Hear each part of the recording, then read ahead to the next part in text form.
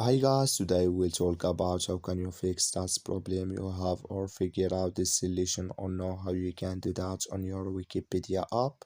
So all you have to do, you just go down, click here on settings here.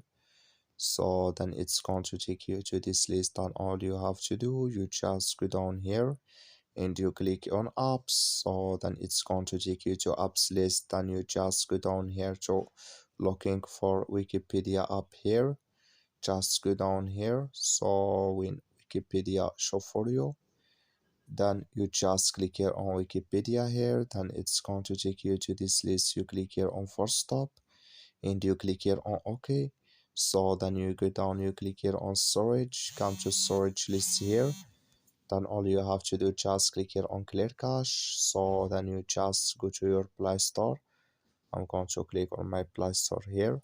So then you search for Wikipedia, it's going to show for you like this. Click, you will find here updates, so just click on it, then it's going to fix with you. That's all. Thank you for watching. Don't forget to support us by like and subscribe.